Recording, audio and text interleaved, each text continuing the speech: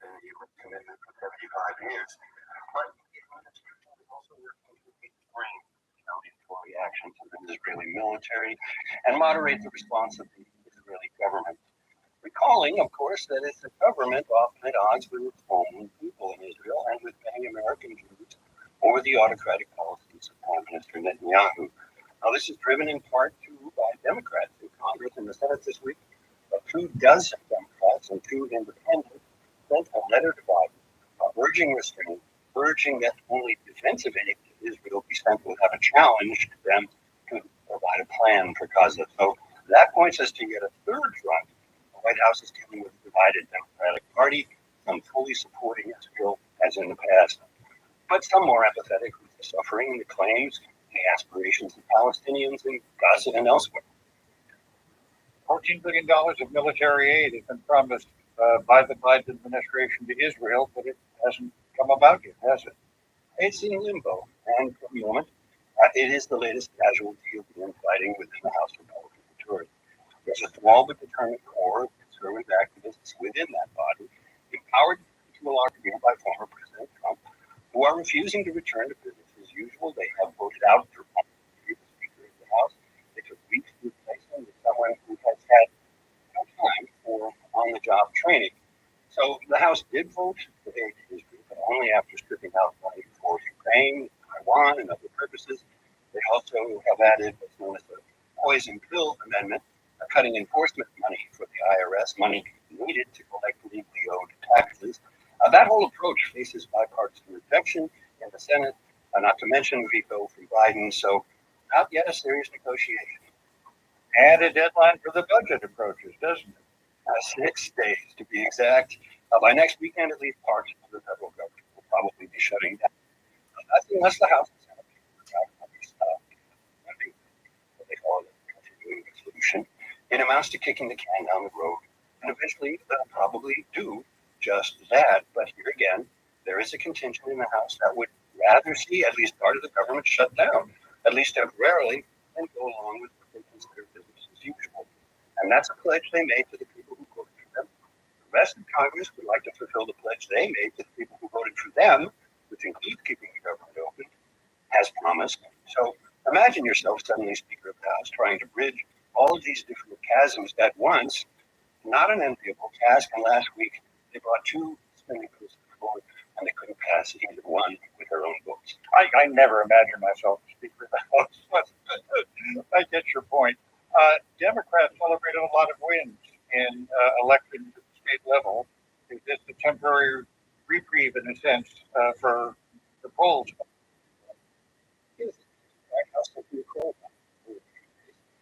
most of these races turned on support for abortion rights. And yes, Democrats continued an impressive winning streak on that issue. That is a win for Biden's side, but is it a win for Biden? Does it make him a better candidate?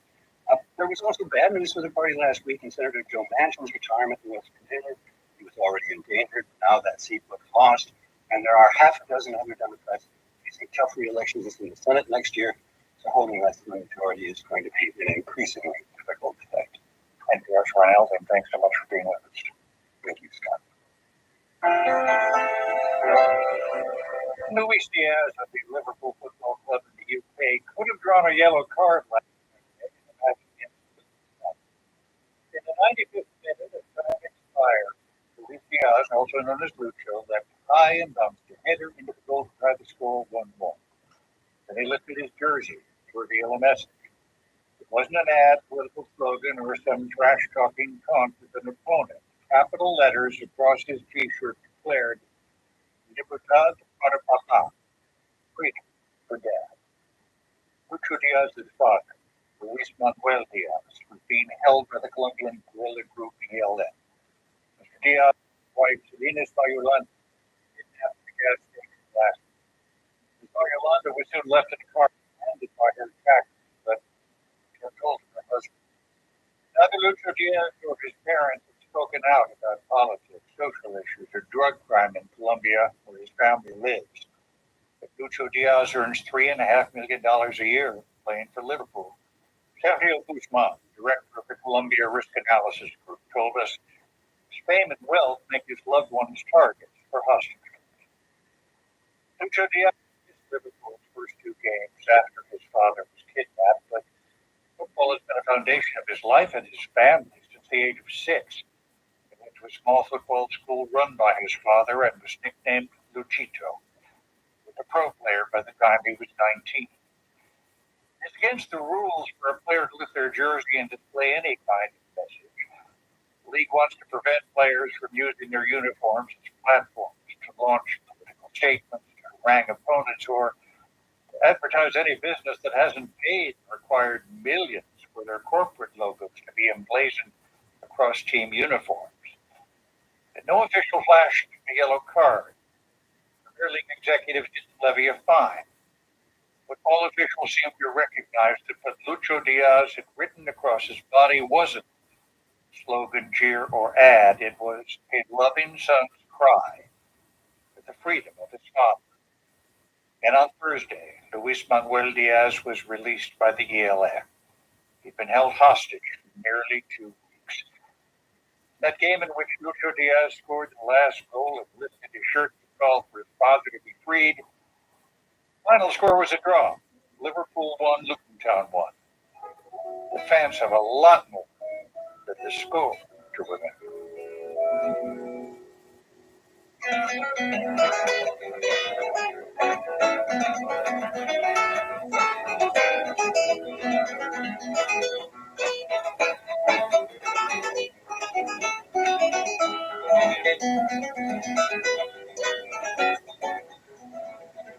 And you're listening to NPR News. Volunteers are an integral part of Talkeetna Community Radio. Here at KTNA, we appreciate our crew of dedicated news readers who are dependable, responsible people who pay attention to detail and are good communicators. If you're interested in being a news reader, please reach out. You can email info@ktna.org or call 907-733-1700. We like voices of all ages and from all walks of life. We are, after all, community radio.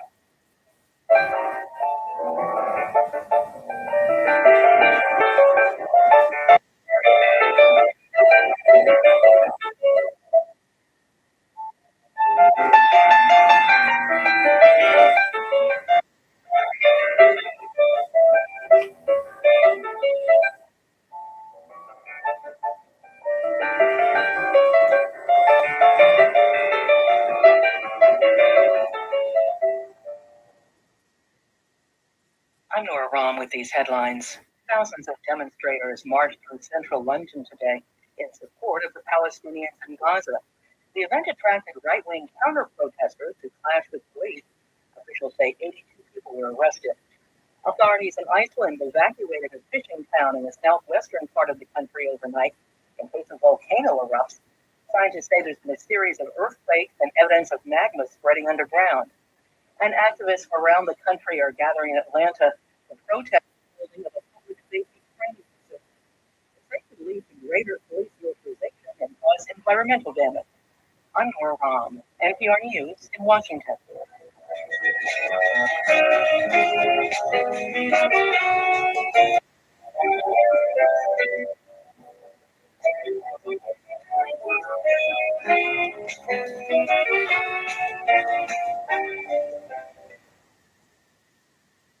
Support for NPR comes from this station and from Nathan Cookware, partnering with chefs like Tom Colicchio to bring professional restaurants and their cookware can be found at nathancookware.com.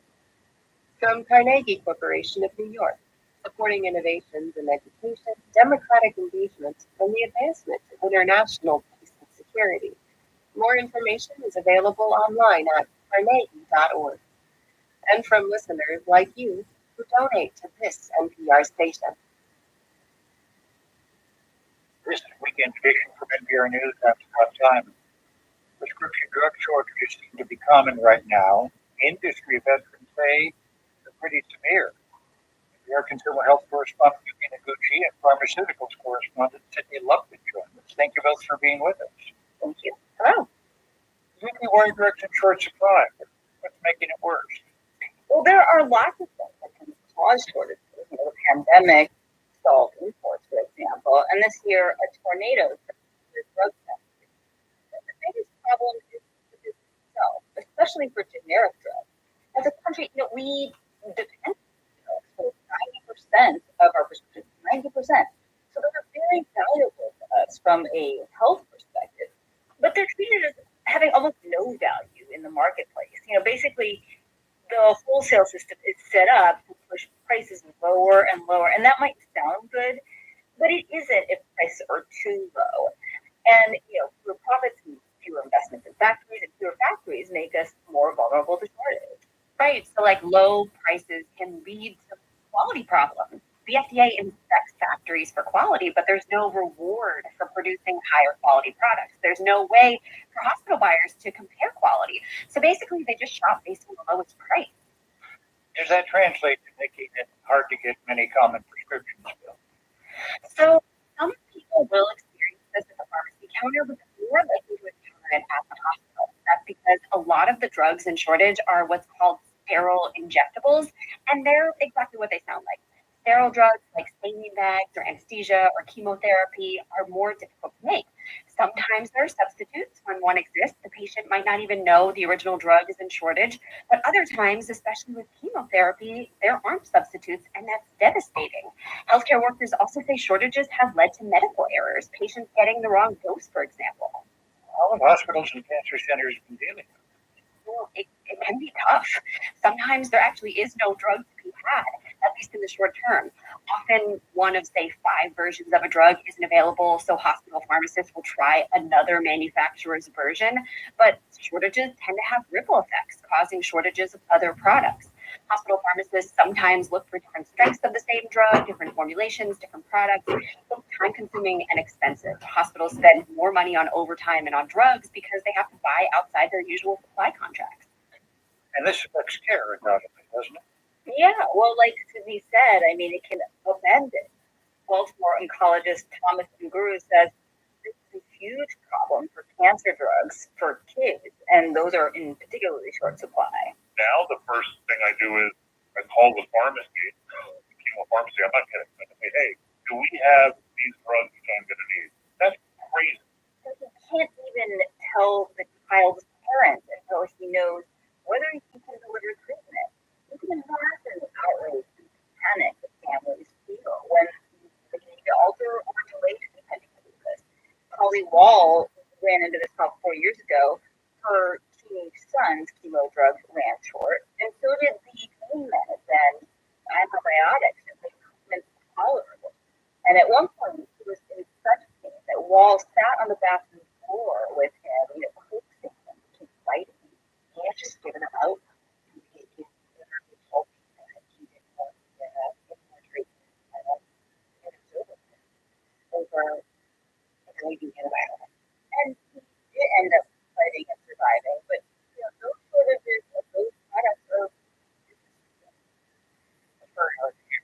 Are the shortages getting any better? there are fewer of them than there were over the summer when the country was approaching a 20-year record number of drug shortages. That said, the shortages that have lingered have been severe. And often we don't know why. Companies don't have to say why.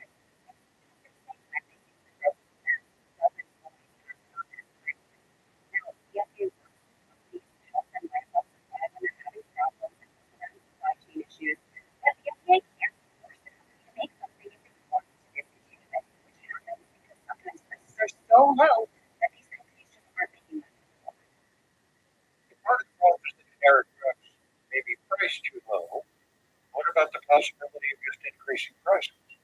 In Europe, they actually have pricing floors to prevent prices from going so low that companies go out of business or do on factory maintenance, but we don't have that.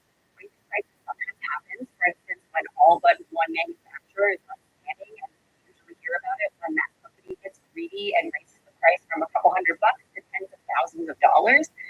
When I talk to researchers and economists about this, they say that this is one of the market change to fix it. Here's pharmaceuticals correspondent Sydney Lufkin and consumer health correspondent. Thank you both so much for being here.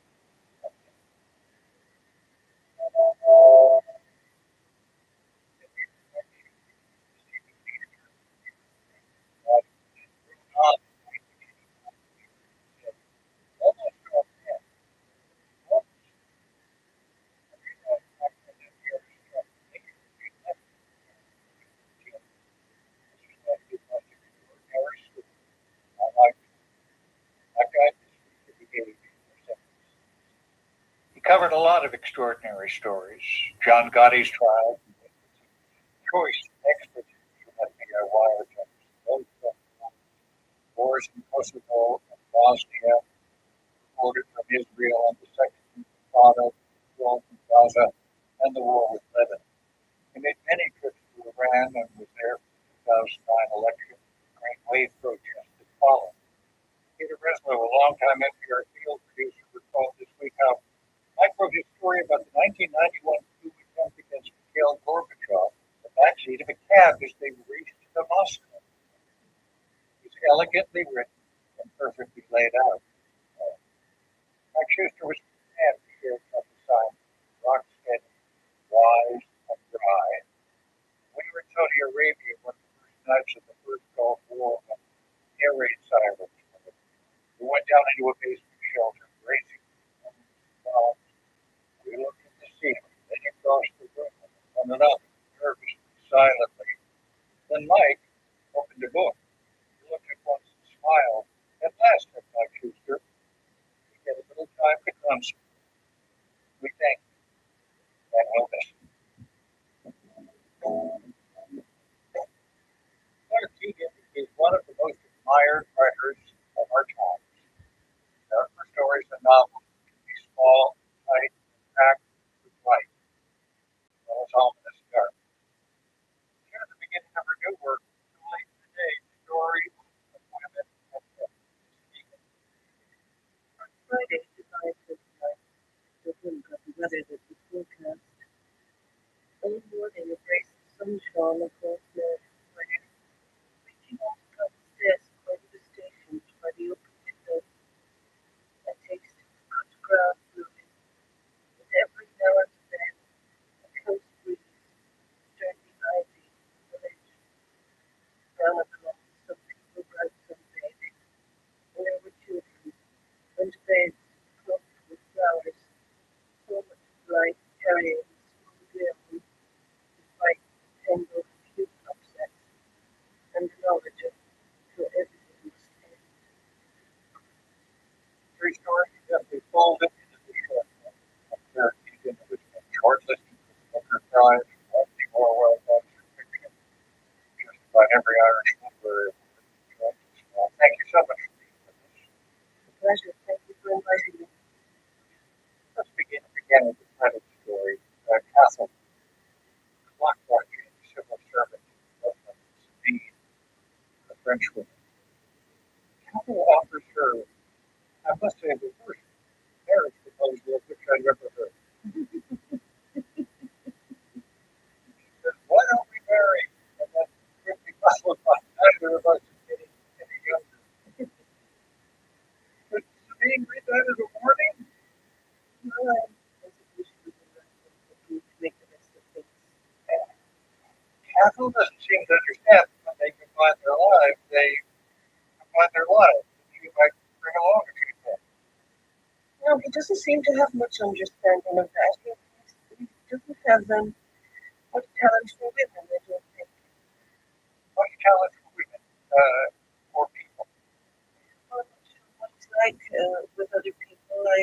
I haven't seen him in that regard, but I think his main problem is that he's not able to get along with women or have the generosity and spirit that requires. Well, that's interesting. You say you haven't seen him get along with people other than, I guess, Sabine. Tell us how you create a character.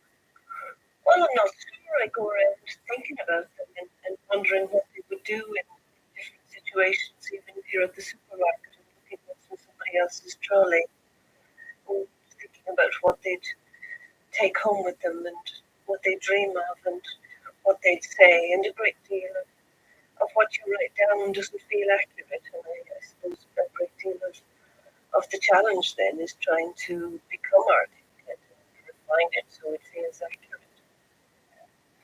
I have read this story began as a classroom example for creative writing students. I was teaching a group of students in a fiction writing course. I was talking about the differences between tension and drama. And one of the students asked me if I could give an example of a story which had a great deal of tension but very little drama. And so I just made up this exercise on the board where a fellow comes out of work on a Friday evening and then takes the bus home, and very little happens at home, but there are three moments of tension in what I mapped out on the board. And then I called the story Wedding Day and asked the students, would these things they matter? Drama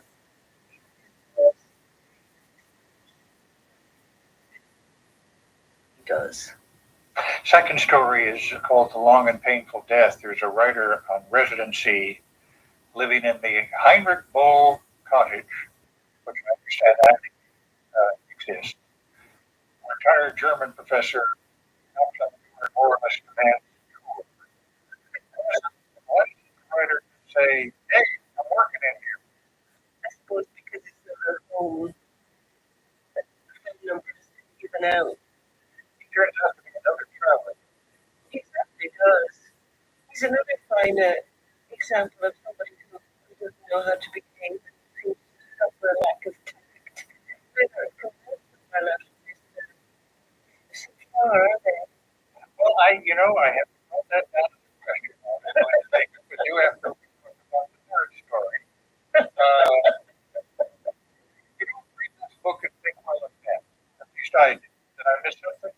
No, you didn't.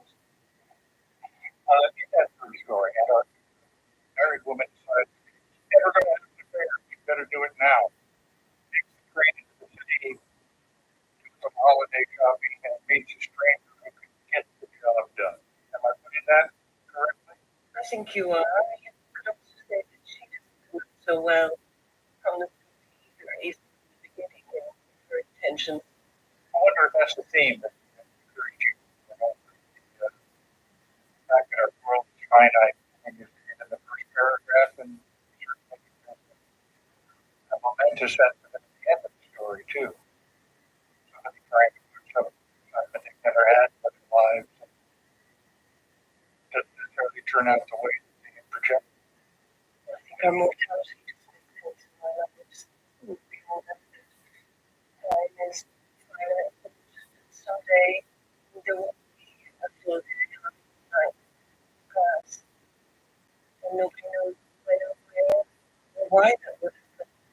So it's extraordinary that we go along sometimes the way that we do, with this knowledge. Of course, it's part of for children. I don't think it's anybody. People forget that too long, especially in times of trouble and upset. It's your book. So late in the day, stories of women and men. Thank you so much for being with us. So much for inviting me. It's been a pleasure. You're listening to Weekend Edition. 1 year ago today, the cryptocurrency exchange filed for bankruptcy. Now it's founder, 31-year-old Sam Bankman-Fried, who spent the rest of his life in prison. Is it the double the threat to American future? Here's David. David, thanks so much for being with us. The jury found Sam Bankman-Fried guilty of securities fraud and money laundering. What's the crypto industry digging?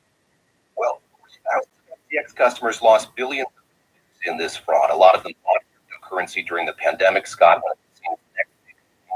The people who represent other crypto companies now, like themselves from FTX and from Sam Bankman-Fried, as you can imagine. Kristen Smith has a trade group called Blockchain. She's one of them. In a statement, she told me this trial was about a drug, not crypto, but the message may not get through to individuals. What happened at FTX, according to the expert on crypto law at Anchorage. I think it's associated with a product to put that in perspective. That's because FTX and Sam Bankman-Fried were such big players in the world of crypto. They spent big money, real dollars, on a Super Bowl ad. All the people on to make FTX a household name and make cryptocurrency popular. Has the federal government taken stronger action against crypto since FTX. Well, we have seen financial regulators like the SEC go after other go after celebrities who promoted cryptocurrencies. And one reason they're doing this is they have gotten tired of waiting for Congress to act. There were hearings after FTX filed for bankruptcy. We've seen draft legislation, but lawmakers still have not passed anything substantial related to crypto. And Scott, the odds of that happening, as you might expect, are only going to diminish as we get closer and closer to the next election. Is crypto hot anymore? Not as hot as it was. As FTX teetered on the brink, we saw this dramatic downturn in cryptocurrency prices. It deepened. Bitcoin fell to around $15,000 from an all-time high of around $65,000 in what was called a crypto winter. And this isn't surprising given how much money FTX customers lost. Something individual investors lost is their appetite for risk. But in the last few months, we have seen signs that the market is starting to thaw. So far this year, Bitcoin's price has more than doubled. So it may not be as hot as it once was, but the market, it seems, is starting to bounce back. So there's a future for crypto. Some of the wild speculation that was the hallmark of the crypto market during FTX heyday gone away. It will be massive. Our regulator, the Commodity Futures Trading Commission, but Massett, who is now researching crypto at Harvard, says he is still not completely convinced of its viability, given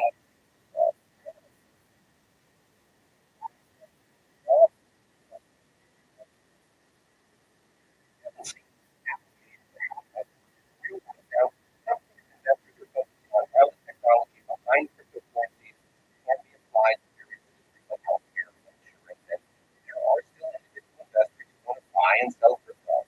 Fidelity recently made it possible for people to put Bitcoin in their retirement portfolios, and several big money managers, including BlackRock, want the government to approve a security to track the price of Bitcoin, which would widen that cryptocurrency's appeal even more. Lastly, here's Scott. I want to go back to FTX. Believe it or not, even it is on the verge of some kind of comeback. Wall Street Journal reporting this week, 3 companies want to buy FTX. They hope to reboot that cryptocurrency exchange. Here's David Kerr. Thank you. This is NPR News. Let's try. There are so many. And which terms are important, which ones aren't. Where are you up to date on the civil fraud trial in New York? Former President Donald Trump ordered Congress to testify this past week. He got into the testimony and what's at stake for the former president. That's all things considered. NPR News.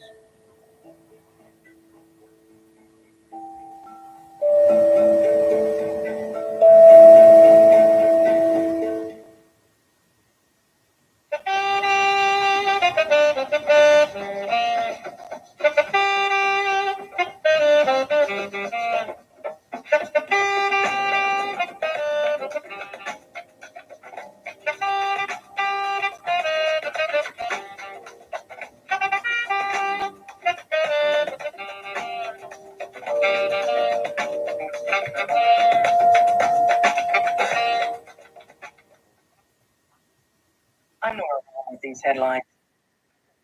Vice President Veterans Day ceremony at Arlington National Cemetery today. Later, the tomb of conduct. Earlier, the President and First Lady hosted a reception for veterans at the White House. The U.S. President and other national government countries. Congress had until Friday night to pass legislation. House Republicans are expected to unveil today. And the World Health Organization is warning that nowhere is safe from the causes from dislodge from Los militants. It's calling for a ceasefire and additional deliveries of much needed aid. Not for Iran. NPR News, Washington.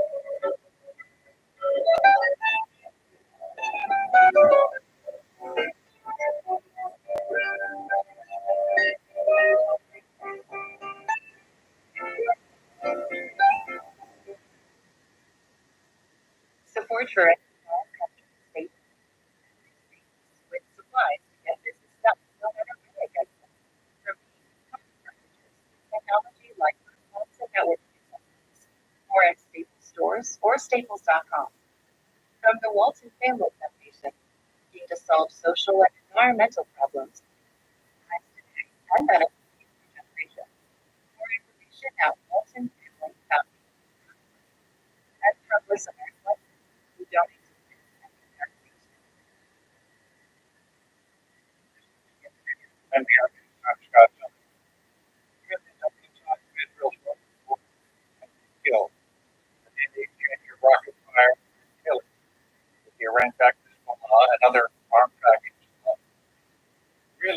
says about 125,000 evacuated from the border region.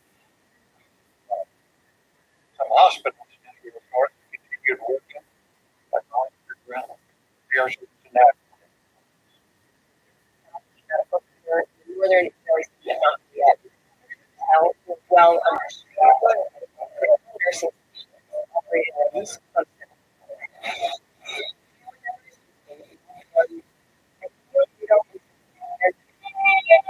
father new delivered as early as 24 weeks until the death.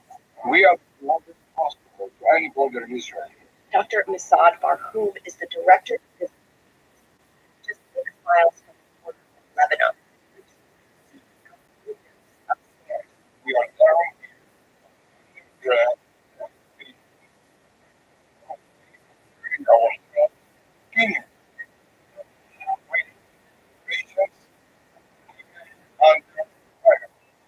October 7th, the last act militants from Gaza crossed into southern Israel and killed about 1,200.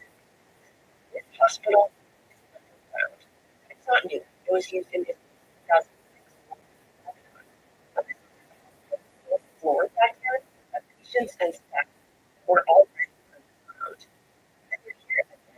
As fighting between Israeli forces and Lebanon has intensified. The threat is real. The threat is real. All about it. Here, Khan is in the last weeks. He and his team treating soldiers wounded from fighting in Gaza in the south. More than 100 residents in Rockland, Lebanon. There was one case for Khan that was especially challenging. 4 people. They've been caught in fire near the border. When the patients arrived, they turned out to be his relatives. So, like on one side to the other side from being adopted. A bit confusing. It took me 7 months to cool down my nerves and start treating them. Their injuries weren't critical, and his family members survived. Still haunted. To treat my family again. It's a nightmare. Let's start from here, maybe, okay? 40 minutes south in the northwestern city of Haifa. The blue spots, this will be the surgical wing. Ramdan Healthcare Campus, which has the largest trauma hospital, has converted a 3-foot underground parking garage into a hospital. And we're just walking along these corridors, and there are parking spots filled with hospital beds. Of course, Dr. Natanel Harless is part of the team setting up this underground 1,500-bed facility. Points out oxygen hookups, monitors, and respirators. I'm not familiar with another facility like this in the whole world. It shows us that the entrances can also be sealed in case of a chemical weapons attack.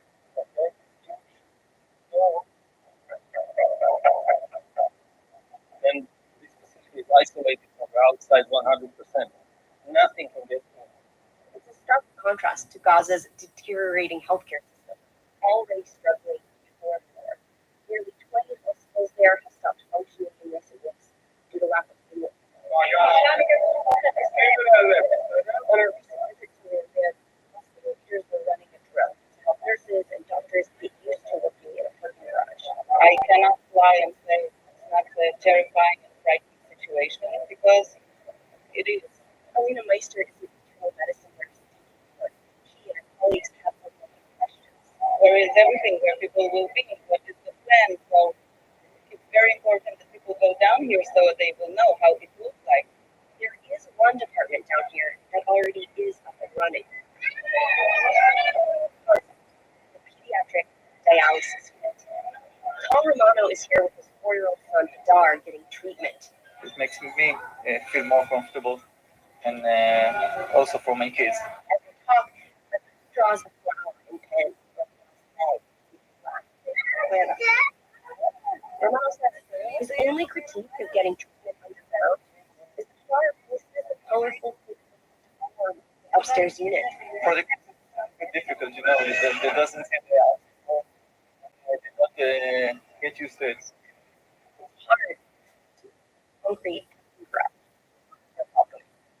Listener Honey, northern Israel.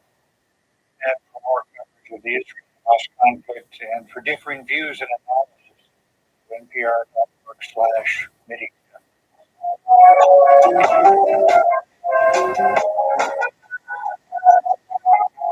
United Auto Workers won big in their strike. More retirement contributions.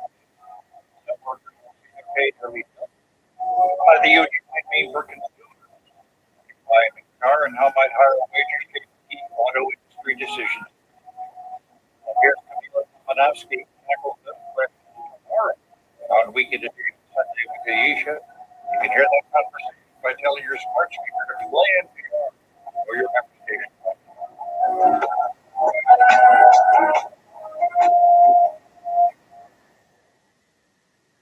Many parks' lawns are currently a carpet of gorgeous fallen leaves. Why not just let them be instead of of gas-powered leaf blowers? That's it. That's Damiano. Thanks very much for being with us. Thanks for having me. Starting leaves be. Well, there's a movement that's been gaining steam for the past few years, and it's called Leave the Leaves. And the idea is to avoid sending your bagged up leaves to the landfill, which most people do, right? Not to put this natural resource that could be composed naturally into a plastic bag and the landfill. Yeah. But if you leave them on your plants, on your soil, they will break down, just like they do on the forest floor, right? No one's raking in the flowers. They stay where they land, and they goes into this rich humus that more plants grow out of, and it fertilizes them. We throw out the leaves, and then we find fertilizer, which this makes no sense, but it's a waste of money. You were utterly convincing. But what's the downside? Well, there really isn't a downside unless people read a headline, leave the leaves, or they see the movement on social media, and they don't look into it any further, which is what a lot of people, unfortunately, are doing as far as I can see. So when a large tree drops leaves on their lawn, they might be tempted just to leave them there. We don't have to wait. But if you have a lawn and it's covered with leaves, it could really endanger the health of your lawn. So if you're in an area in the north like I am, where you're going to get snow over winter. You're in Long Island. I'm on Long Island in New York, yes. And so we're bound to get snow. And what would happen is the snow would, hold the leaves into moisture right onto the lawn surface. And that encourages the growth of mold and mildew and fungal diseases. So I would not leave a thick mat of leaves on your grass. If you have a scattering, that's fine. They'll break up. Generally, if you can see quite a bit more lawn than leaves on your lawn, then it's fine. But if you're seeing more leaves than grass, I would move some away or move most of them away and push them into your garden beds where they'll insulate the plant roots, break down into this rich soil conditioner, and be good for the plants and the hibernating insects. And that's really important. That's something that a lot of people don't consider or think about when they're removing leaves from their lawn or from their garden beds or their properties. And that's that insects, lay eggs in the leaves. They hibernate in the leaves, and we need those insects and pollinators in the spring for our plants.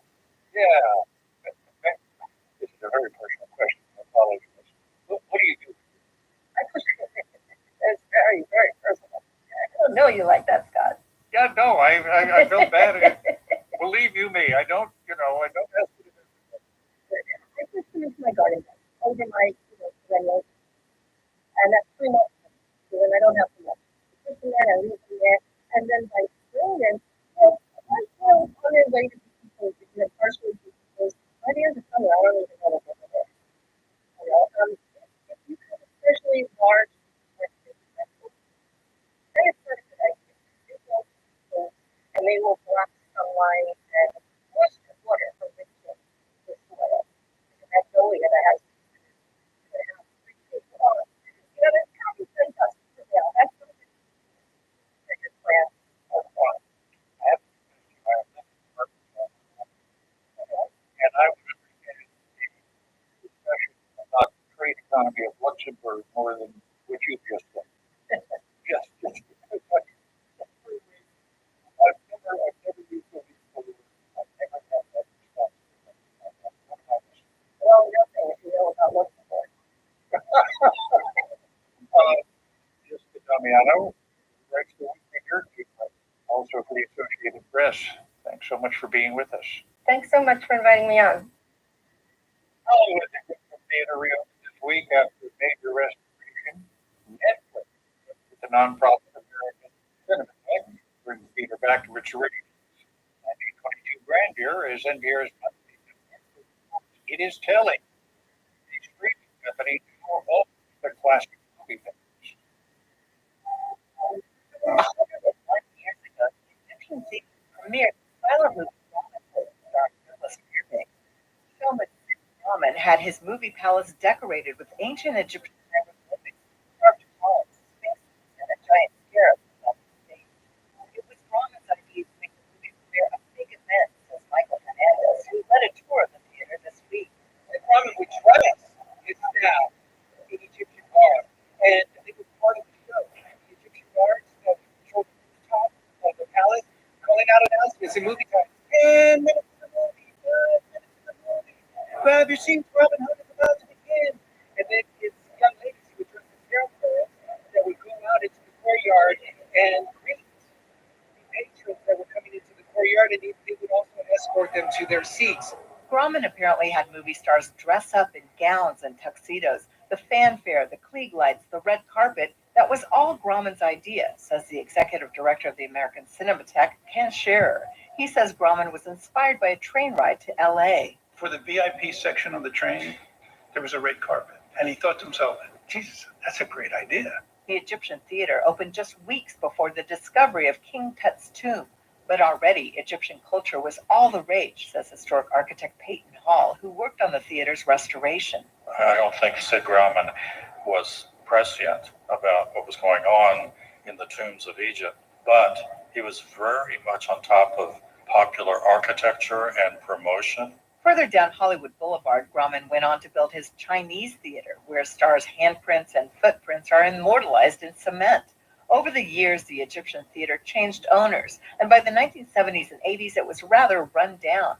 After the 1994 Northridge earthquake damaged the theater, the city of Los Angeles bought the condemned property. A few years later, the city sold it to the American Cinematheque for $1. Well, a nonprofit.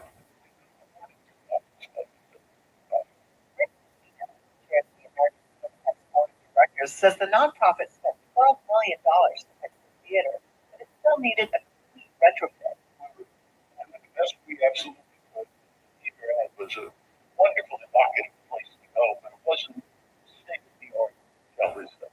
Enter Netflix co-CEO Ted Sarandos, who's also on the Cinematheque's board. So I called Rick one day and I said, why don't I have Netflix buy the theater and then we'll do the preservation where the screenings mostly attended on the weekends and we need it during the week. And we'll bring this back. And that was the reason all right. And our premieres and events and the place for the Cinematheque to say film for free all weekend. Netflix spent 4 years and $70 million to completely restore the theater. Nisita says the streaming company that began by showing movies and shows at home is now the movie theater's savior. On its surface, it would seem it's an unlikely partnership. But I have to say, they have been great in understanding our mission. We said we will not sell this theater to you unless we retain the ability to do what we do. The American Cinematheque plans to continue holding film festivals, retrospectives, and talks with filmmakers. They'll show 35 and 70 millimeter films and even old films made on flammable nitrate film. This month, it's showing classic films like Lawrence of Arabia, 2001: A Space Odyssey, Open the pod bay doors, Val. West Side Story. Netflix will run its own movies. Wes Anderson's The Wonderful Story of Henry Sugar and Bradley Cooper's Maestro. In August, Netflix also bought the Paris Theater, one of the last remaining single-screen cinemas in Manhattan.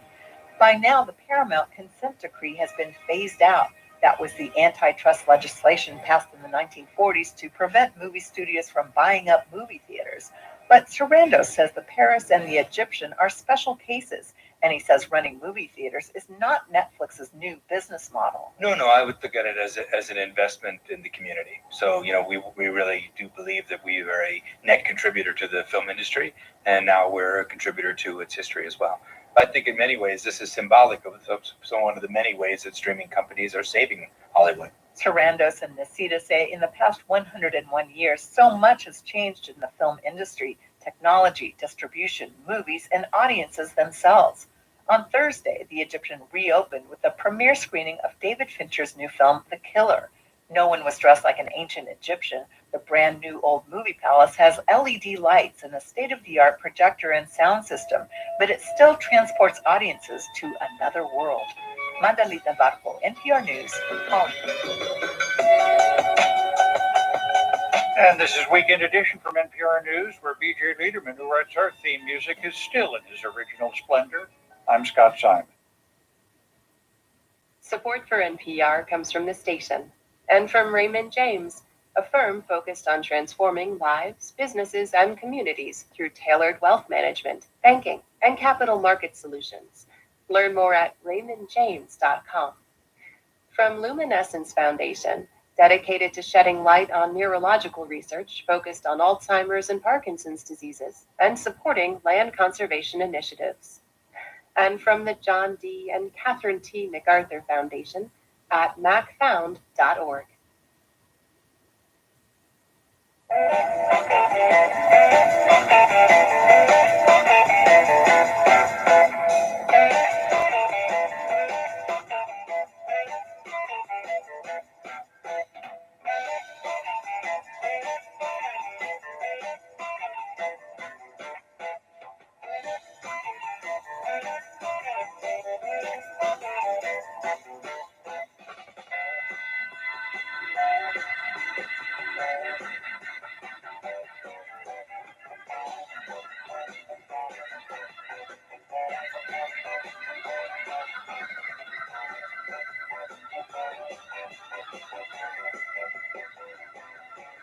Talkeetna Community Radio and this program are supported by the Corporation for Public Broadcasting, www.cpb.org.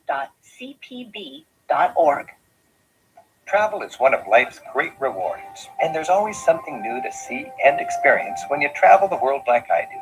Hi, I'm Rick Steves. Join me as we get better acquainted with the world each week on Travel with Rick Steves. Together, we'll explore fascinating sights, discover amazing food, and make new friends from near and far. We'll bring you as the only passport holder. Join us. Travel with Rick Steves. 10 o'clock Saturday morning on KTNA.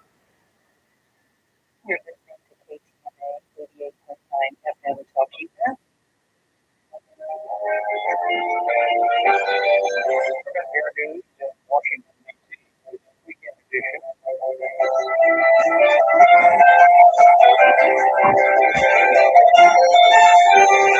I'm Scott Simon. This hour, President Biden and President Xi of China set to meet.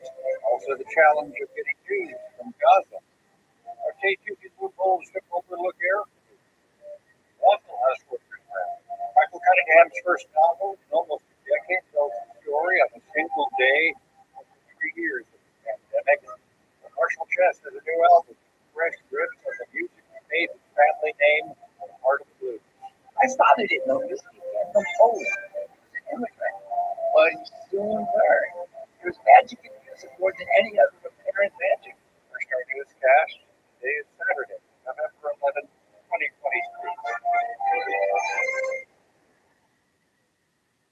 Live from NPR News in Washington, I'm Nora Wall. President Biden today later reset the Tour of the Unknown Soldier in a Veterans Day tradition outside the nation's capital. NPR's Amy Hill reports. President Biden attended the ceremony at Arlington National Cemetery, delivering remarks. We're the only nation in the world. Only nation in the world that's built on an idea. Every other nation is based on things like geography, ethnicity, religion. We're the only nation built on the idea that we're all created equal. Biden adds that's an idea that has not always been lived up to. Of the more than 18 million veterans in the U.S.,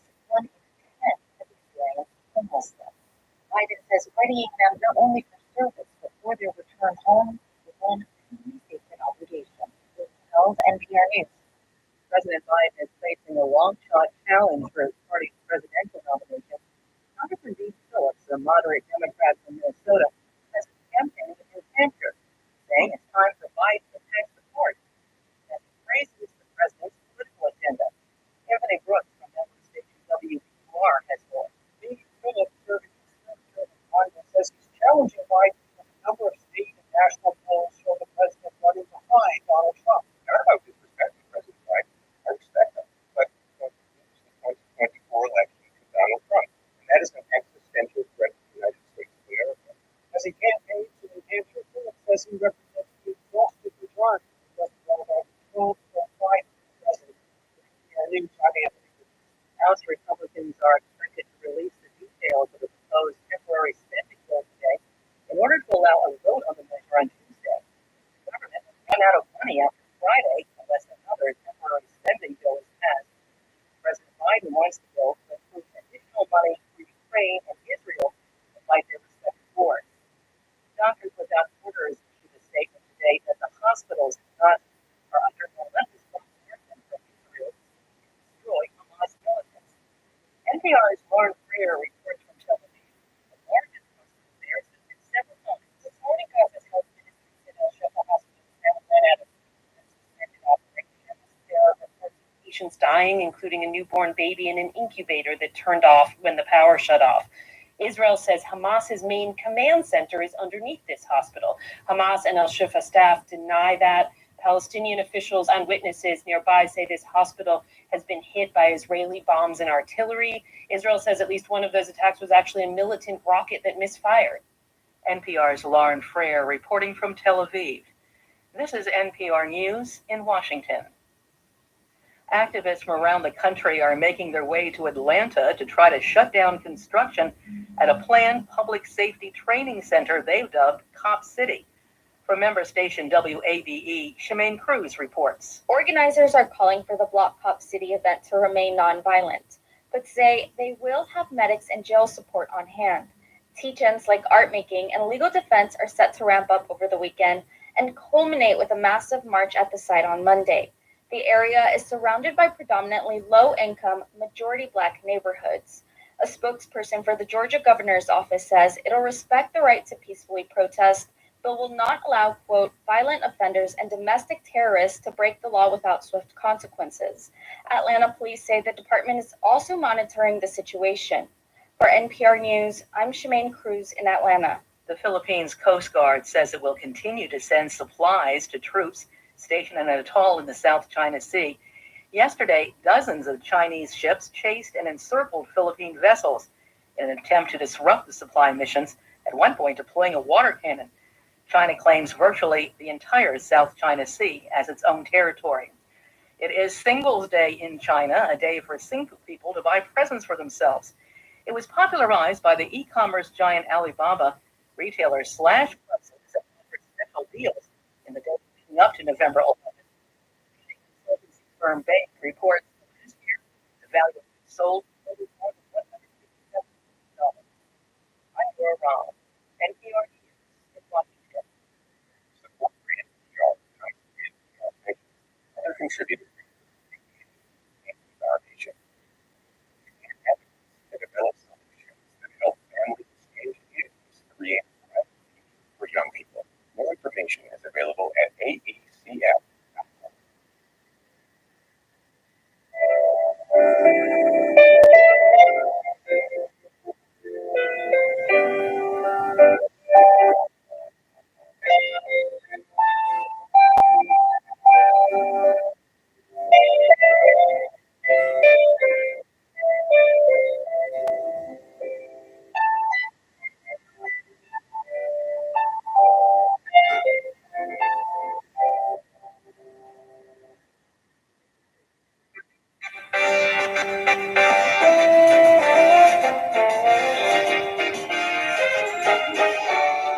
This weekend edition from NPR News, I'm Scott Simon. Thank you for being with us. President Biden and Chinese leader Xi Jinping are sitting down to talk next week at the meeting of an Asia-Pacific Economic Group in San Francisco. It has been more than a year since the two leaders have met, and tensions between the U.S. and China have risen. NPR China correspondent John Ruwitz joins us. John, thanks so much for being with us. Happy to. Good morning. It's extraordinary that it's been a year since the two leaders have spoken, and been quite some time since President Xi has been in the U.S., hasn't it? It has. It's been more than 6 years, if you can believe that. His last trip to the U.S. was in April of 2017, and a lot has changed since then, as you can imagine. We've had a trade war, a pandemic. There have been spats over human rights and technology. Military ties were cut after Nancy Pelosi was House Speaker, went to Taiwan last year. There was a spy balloon incident. I could go on and on. The relationship's in a very different place than it was the last time she was here. But compared to earlier this year, in the wake of the spy balloon, things do seem to be in a little bit better shape. How so? Yeah, there's just been lots of diplomacy. Both sides have sent senior officials back and forth, and they seem to be keen to stabilize the relationship, put a floor under it with all this dialogue. This trip by Xi Jinping to San Francisco is not a state visit. Biden and Xi will only talk for a few hours. They're going to talk about a wide range of things. And advisors to Biden say it's going to be limited in terms of what is going to come out of it. Now, the main goal is to stabilize the relationship and lower the risk of conflict. Bonnie Lin is director of the China Power Project at the Center for Strategic International Studies. I don't think either side are going in expecting major deliverables or major breakthroughs in the relationship. But it could empower the two sides to make even progress in areas where we see improvement. Right, so that's things like climate change or people interactions rather than government to government. The Biden administration says it wants more cooperation with China on fentanyl. A lot of the precursor chemicals come from China. There might be some agreement there. Also, there seems to be momentum toward restarting those military-to-military talks which we had after Pelosi's visit to Taiwan. What would be the incentive in that for President Xi?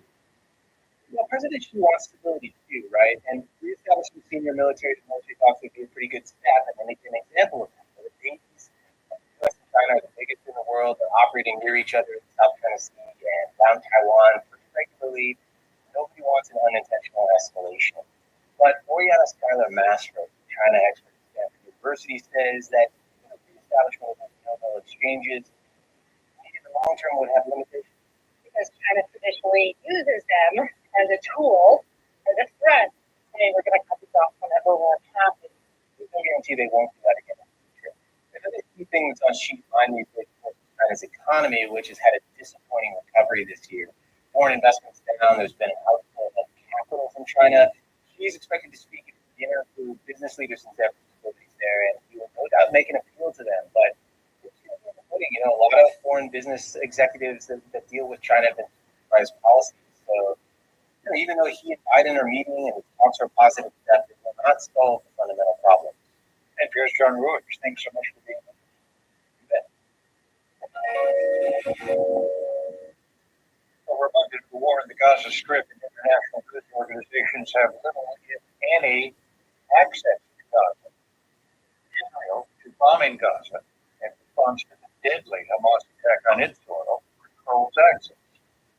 With the exception of brief tours, a limited number of reporters, Israel has not been granting journalists access to the region. The conflict has been deadly, and they're trying to report. Roughly 40 have been killed so far. 4 were Israeli, 1 from Lebanon, the rest Palestinian. Much of the outside world, limited access to news from Gaza, approximately 2 million people have lived there. Sherry Fonsour is the Middle East and North Africa Program Coordinator with the Committee to Protect Journalists. Who joins us now, Mr. Fonsour. Thanks for being with us. Thank you for having me. What do you hear from local reporters who are working in Gaza about the conditions under which they're working? Well, this is the most dangerous month or so over the course of 3 decades. Journalists can also around the world. Palestinian journalists are facing outsized challenge and risk forced to flee after seeing colleagues killed in their facilities or at their own homes and their families as well. And in addition to all of that, it's hard to get the story out. It has been difficult to get the diversity within the political mission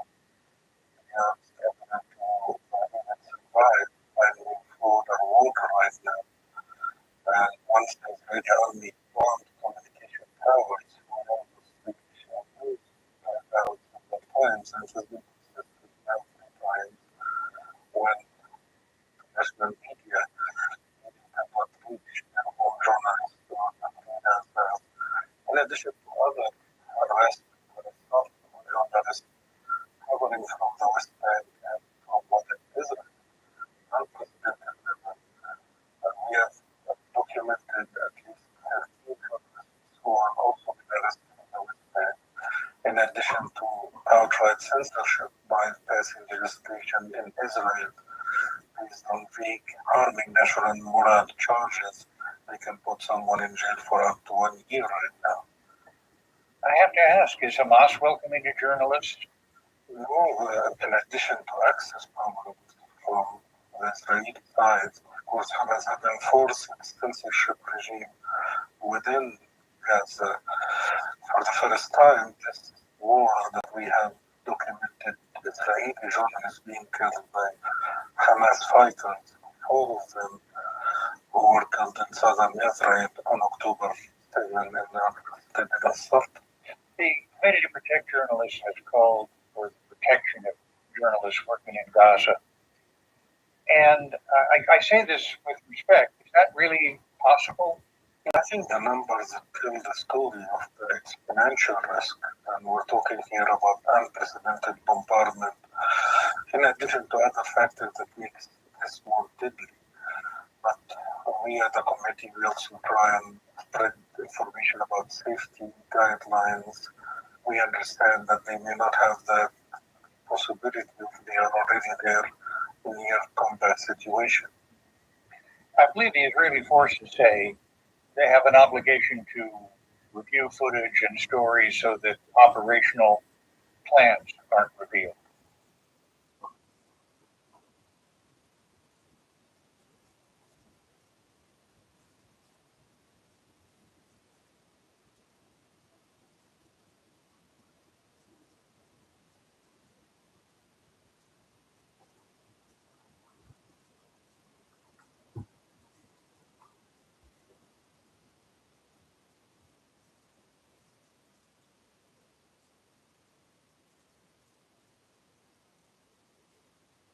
Having a headquarters after seeing media facilities bombed. Why is it important for the world to hear what's going on now? I think we rely on journalists to have critical, timely information, because otherwise we are left with a sea of this and misinformation that can only fuel the conflict. Sharif Mansour is the Middle East and North Africa Program Coordinator at the Committee to Protect Journalists. Thank you so much for speaking to us. Thank you for having me, Scott. And for more coverage and for different views and analysis of the conflict, you can go to npr.org/Mideast Updates.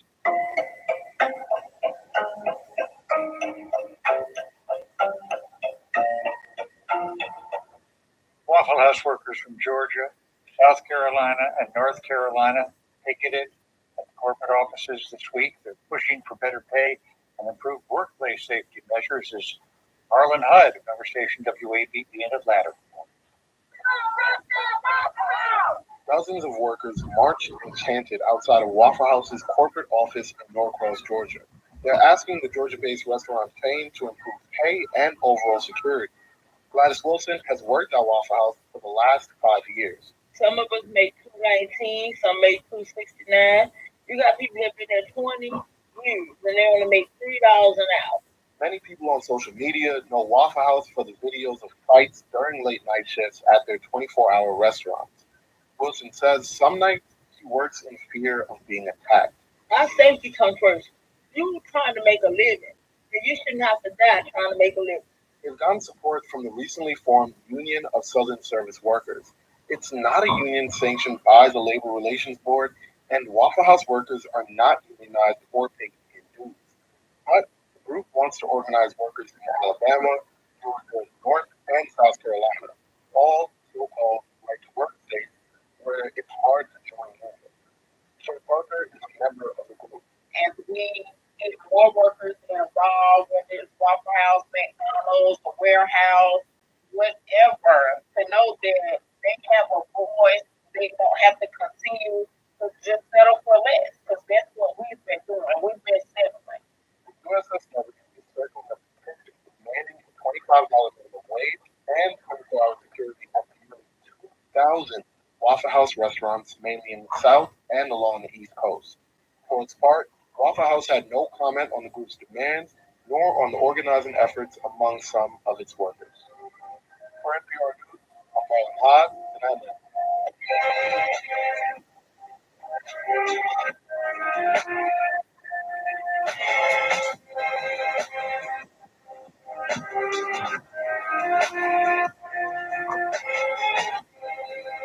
And you're listening to NPR News.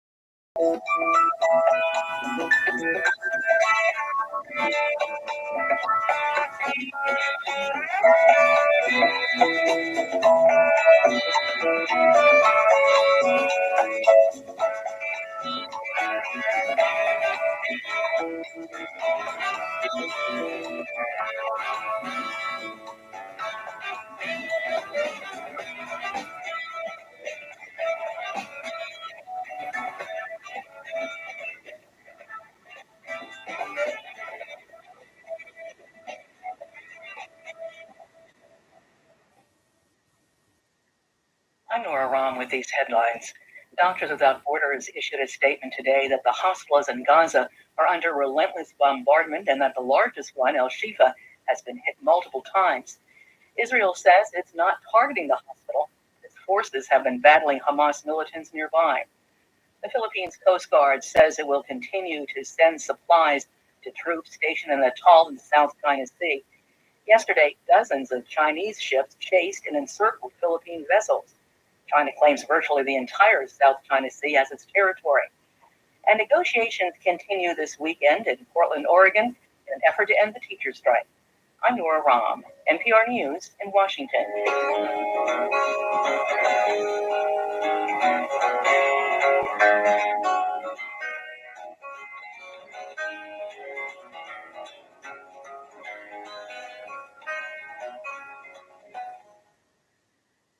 Support for NPR comes from this station and from BetterHelp, committed to supporting mental health through therapy.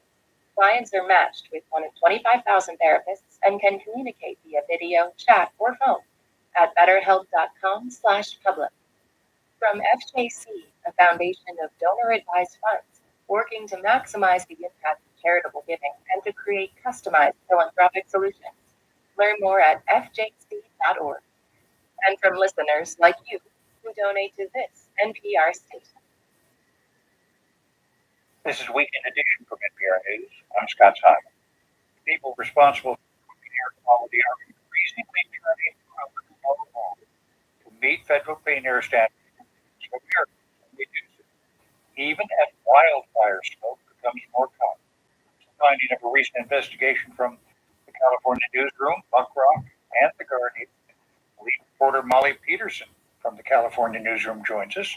Molly, thanks for being with us. You're welcome. What is this rule called the Exceptional Events Rule? Yes, it's tucked into the landmark Clean Air Act, and it lets local regulators exclude bad air days if they can tie them to events that are uncontrollable or defined as natural by the Environmental Protection Agency. That includes volcanoes and dust storms, and this is the one we're really paying attention to, wildfires. And what is your reporting on? Well, we found that more places are using this rule to forgive more and more days of pollution as climate change sets the stage for bigger and bigger wildfires. California has traditionally used this rule more than anybody else, but it's not just the West Coast. More than 21 million people in the United States live in places where regulators have used this rule, from Washington State to Louisiana and Baltimore. Can you give us an example? Well, let me take you to Southeast Michigan. In 2022, Detroit had enough smoggy days that the region might miss multi-year federal air goals for ozone. If that happened, Michigan would need tighter rules on everything from auto assembly plants to print shops and a vehicle inspection program. Not very popular in the Motor City. Michigan argued that two of these smoggy days were influenced by Canadian wildfires last summer, and because EPA agreed, the state avoided adding rules that businesses oppose. And of course, just this summer, much of the U.S. East Coast suffered effects of more Canadian wildfires. We know from federal data that 23 states have signaled the possibility of filing exceptional events around that, including Minnesota, Texas, and the Carolinas. What does the EPA say about this rule in practice? When they answered us in writing, EPA maintained that these policies are a part of the law, the Clean Air Act, and that all of the forgiven exceptional events data still exists, like for health researchers to find and use. What they don't like is calling it a loophole. But we heard that a lot. Regulators and other sources called it a magic wand, an escape hatch, a get out of jail free card. Well, what are the possible repercussions of increasingly relying on this rule? The Clean Air Act has for over 50 years saved lives and millions of dollars by controlling pollution at its source, at tailpipes, smokestacks. The biggest problem, according to public health experts and advocates, is that forgiving bad air on paper doesn't change the fact that smoke can be harmful. I talked with health scientist E.J. LeMay, who works for the Natural Resources Defense Council. So we may have a sort of stable, relatively rosy picture, but the true conditions on the ground in terms of the air that people are breathing in, day after day, week after week, year after year, is increasingly an unhealthy situation. Even so, regulators around the U.S. straight up tell us and the EPA that they're going to lean on this rule more, not less, in the years ahead.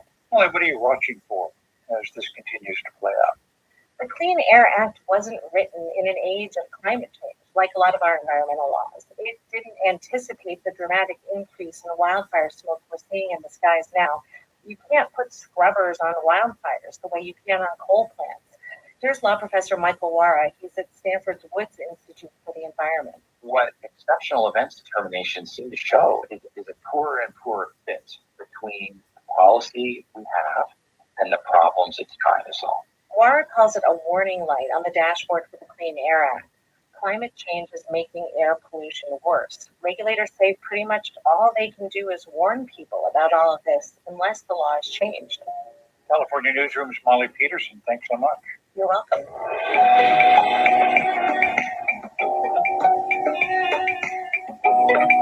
Tom Lambert is among the last living witnesses to a key moment in the history of the Cold War. We all ran away from the light, and you could feel the heat on your face 25 miles away. 1953, the U.S. military conducted a test they called shot, firing an atomic weapon out of a cannon. 70 years later, Tom Lambert recounts the story to his son, reporter Tim Lambert, of WITF in Harrisburg, Pennsylvania. Later today on All Things Considered, hear it live on your radio, or tell your smart speaker to play NPR, or your member station by name.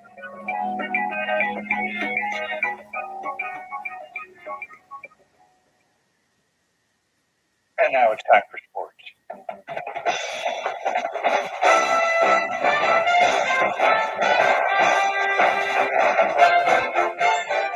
Coach Harbaugh, step away from the sideline.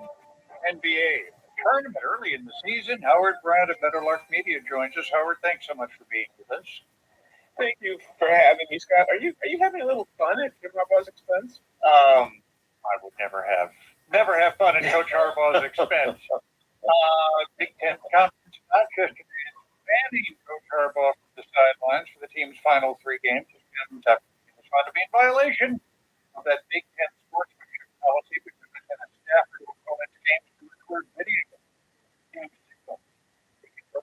during the week. Does the punishment fit a violation?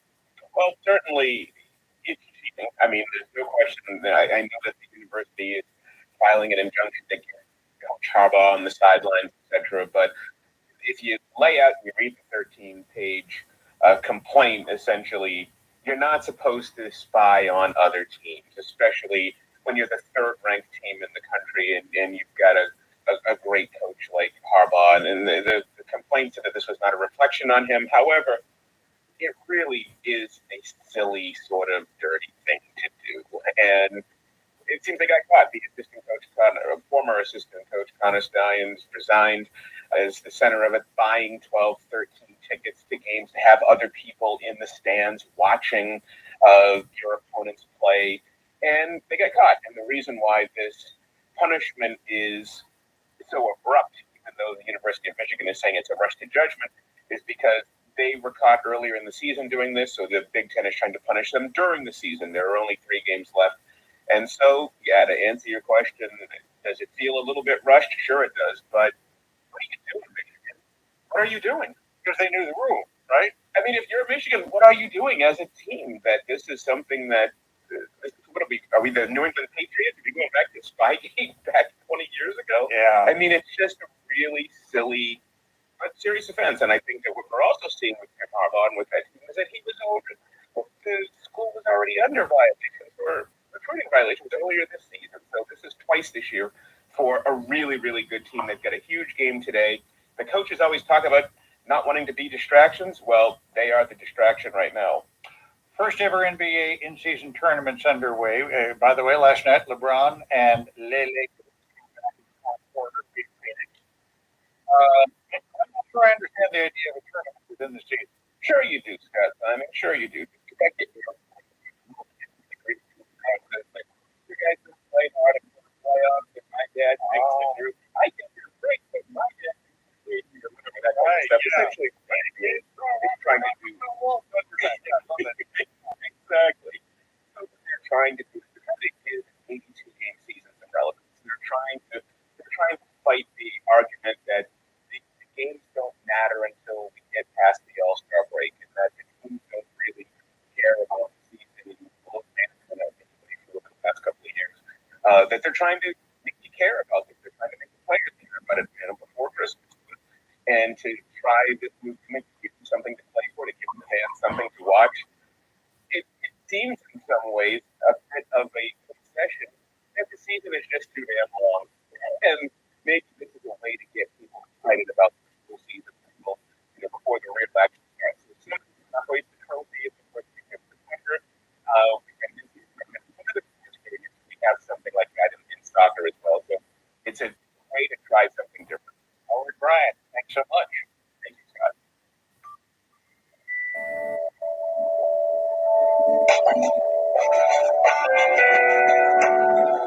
Time now for Story Crews Military. We'll be recording conversations between service members and their veterans. This Veterans Day, we hear from Private and then all. She'll be the last name. Work is to wish for an enemy is not. Story for a game, people is not. A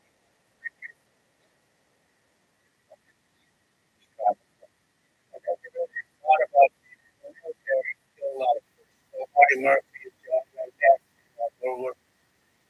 So here I ended up in Vietnam. To me, I was in the war, and I did not want to make any friends because you never know when anybody will die. Because it's hard to talk about it. I wanted to forget the memory of what I did, and I started drinking. Alcohol became my best friend. A long time. I used to go like that for a combat group in the evening. The first time I ever saw him, he reminded me of he got to know me and I got to know him. He spent 20 years in the military. You and Bill keep each other sober? Yeah, and he after I came back, I was expecting grace, but it was just different. God was big. All my time, it's not better. But me and Bill Martin, we went to Power House.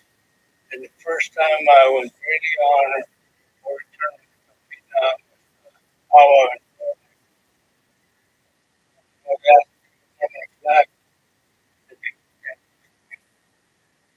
He was comforted.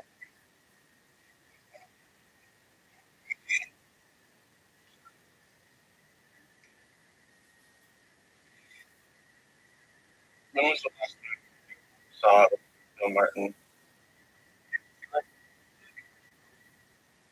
He had to like a couple times. Came back the third time. No, gonna go. I miss him. I remember someone who always wanted to bring joy into people's lives. The joy of his family.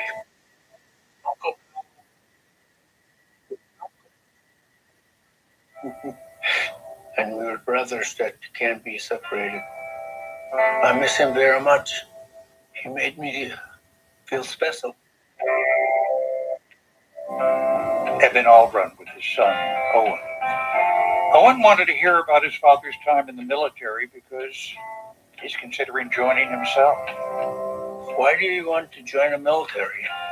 Well, I looked up to you and Bill for your service, and I wanted to do things with my life that I thought were more important than myself. Well, like I told you before, I will support. We'll always have a special.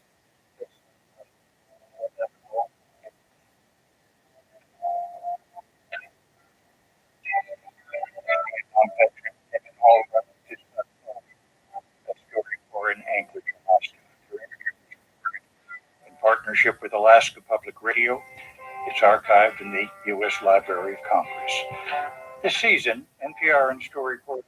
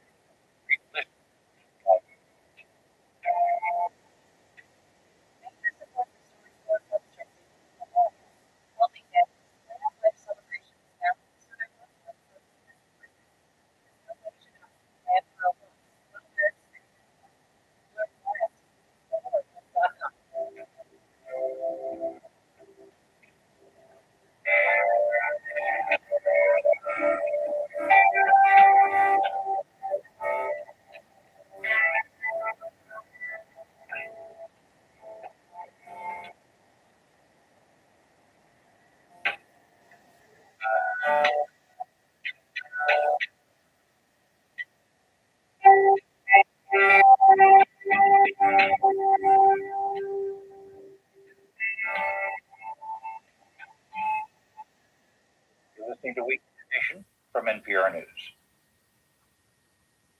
Agriculture is one of the biggest sources of pollution flowing into the nation's waterways. Looking for solutions, a goat farm in Virginia is using a new technology to help improve water and soil. Jacob Fenston of member station WAMU reports. Hey, girlies. Whoa. Come on, everybody. Come on. My name is Molly. My wife Molly. We are a seasonal farmstead goat dairy, so we make cheeses, gelato, caramel. Molly and Sam Croys run George's Mill Farm on about 90 acres in northern Virginia. The land has been in sale since the 1750s. The goats out of the barn for the day. The goats seem to know exactly where to go, even though there are no fences seen on the property. The Croys farm is part of a pilot program. Each goat is wearing a collar with what looks like a big cowbell, but it's not a bell. It's a solar-powered GPS unit. Previously, the technology was only available in Europe. I just keep saying, like, when are you coming to the me? I'm like, I'm scared. Like, how about now? How about now? Livestock can be terrible for the environment. Waterways. The livestock can also be great for the environment, enriching soil, encouraging plant growth, even making the water cleaner. It all depends on how the animals are managed. The Croises say that GPS collars help them farm in a way that's environmentally responsible, a practice called rotational grazing, moving the goats from place to place on the farm. The environment, but to be honest, a lot of the things we do that are environmentally friendly on the farm, we do because it's very cheap and it's cost effective. Cost effective, and it's better for the animals and for our product. The collars are from a company called No Fence. They can be used in place of a traditional electric fence. The GPS collars communicate with satellites and set the boundaries with the smartphone. It's the most If a goat approaches the boundary, it gets an audible warning from its collar. And it'll stay there for a minute, and if they don't move, they get a shot.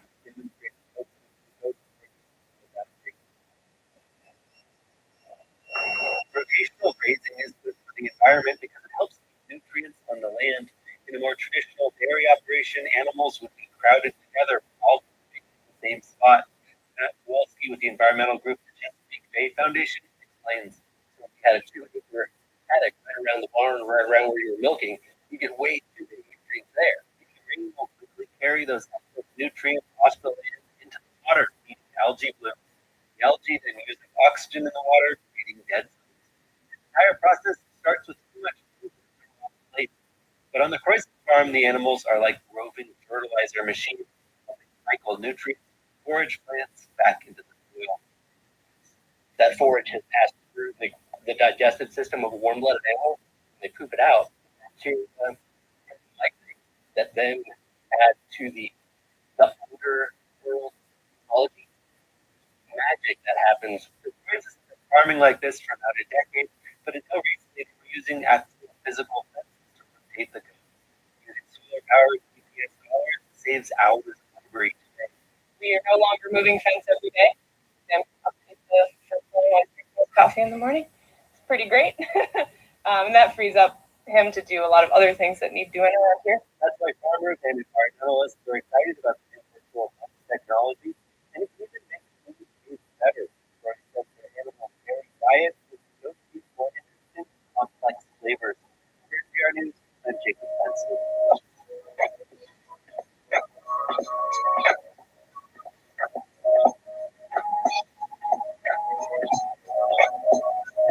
This is NPR News. The latest in Israel and Gaza. Also, Congress head off a shutdown. And the conditions of the master only win of our shows in this segment. I'm serious about making things fun. Our goal is for every clear is smart. At home with the report and all the latest news on the weekend edition of NPR News.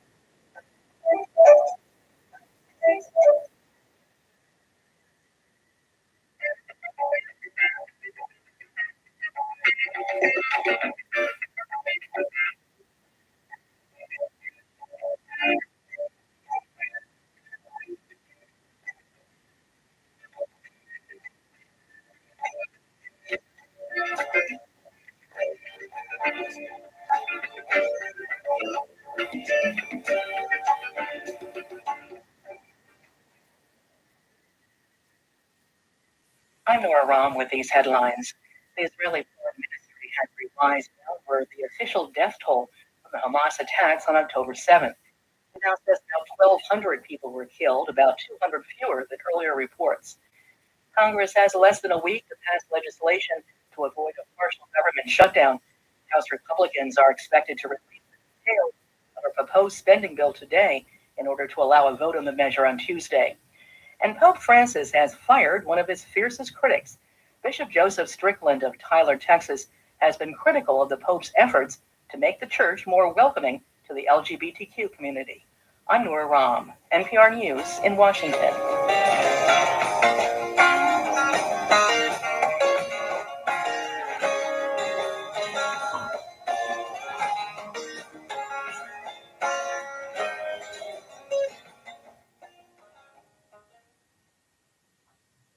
Support for NPR comes from this station and from the John D. and Catherine T. MacArthur Foundation, recognizing exceptionally creative individuals. This year's MacArthur Fellows and more information are at macfound.org. From Indeed, designed to be an end-to-end hiring solution for businesses of all sizes to attract, interview, and hire candidates, all from a single platform. Learn more at indeed.com/NPR. And from listeners like you who donate to this NPR station.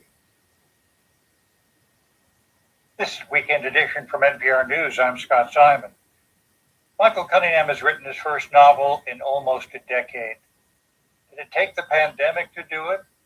Today brings us into a circle of family and friends in 3 days, April 5, 2019, 2020, and 2021.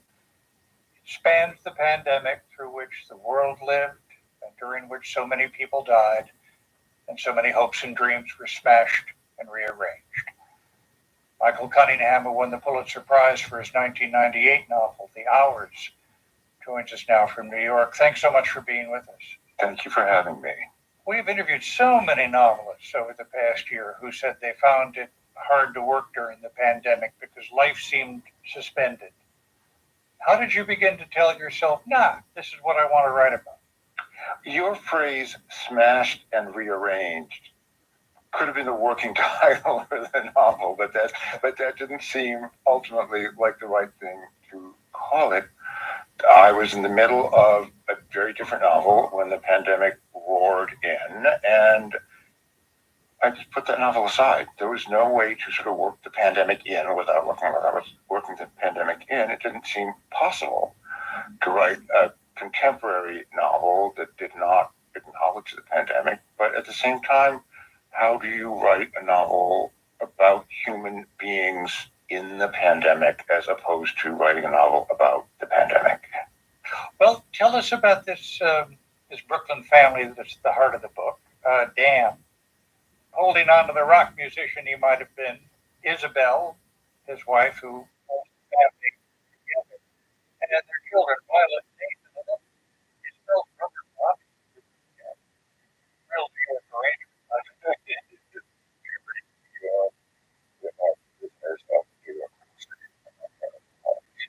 Tell us about it. Yeah, sure. The situation that they find themselves in the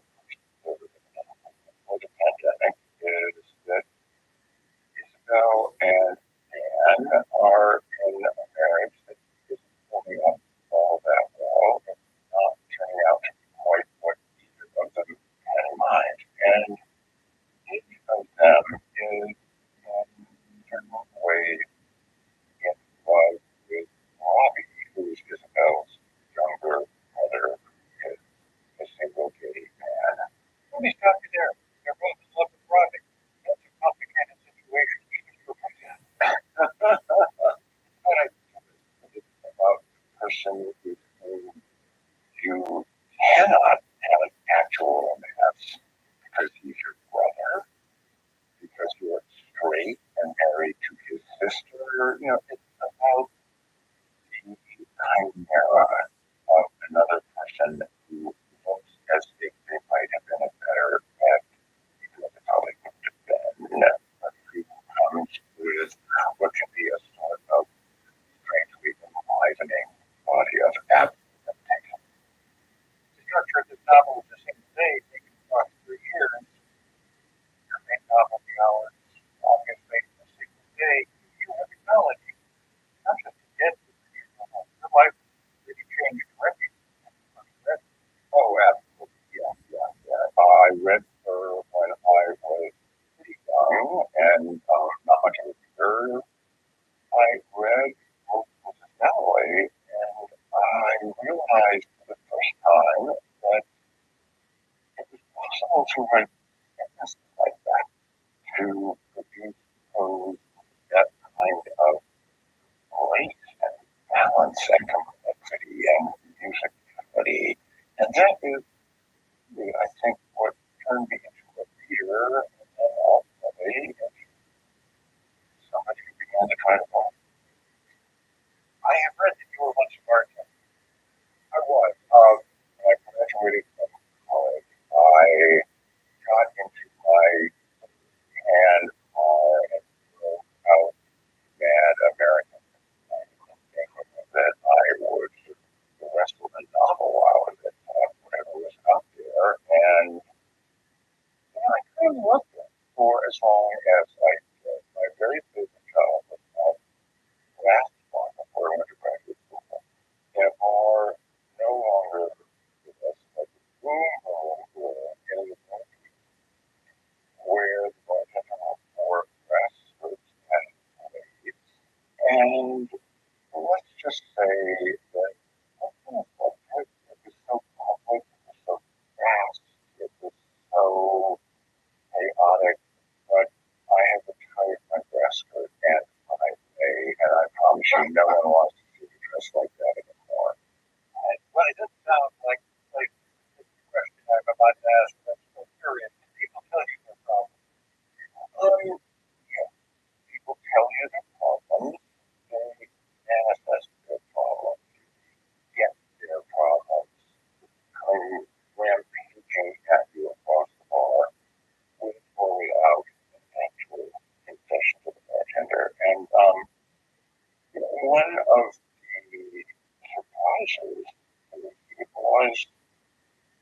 wasn't, if you will, gathering as I thought I would. Those people's stories were their stories, and I listened to them, and in the course of the 3 years of the story, of course, some of the characters moved away or just away from each other or closer. And there's a line near the end, which Dan, the old rock, says, finally realizes, quote you, an artist suffered uses misinterpretation. Good yourself? Oh, yeah, I would probably venture to apply that to anybody who acts, who does anything that is hard to feel recognized, at least until that point passes. And the odds against anyone becoming a writer who's actually read much better than every story engineer or otherwise they said that college in the first place. I think for many of us that have to insist on it anyway, the odds must not be against us. So they and us sort of allow yourself to ask, Michael Cunningham's new novel. Thank you so much for being with us. Thank you for having me.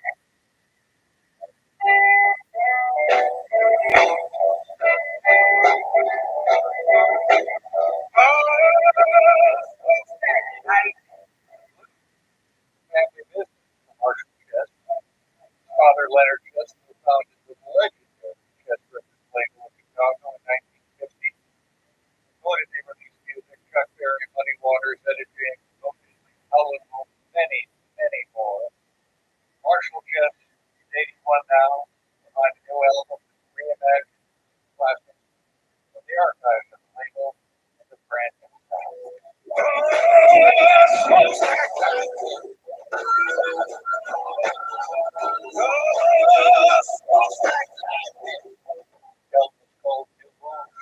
Marshall Chess joins us now from the studios of Victor Williams Steve in Albany, New York. Thanks so much for being with us.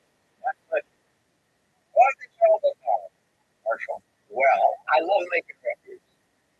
I had a medical problem in 2019. I was stuck on the couch for over a year, learn how to walk again.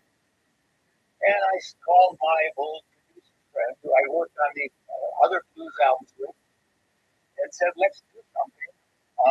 It was just spreading the blues to new demographics. Is there a song of this album that really sort of depicts what you're trying to get at? I picked all these songs about stuff I was trying to get at.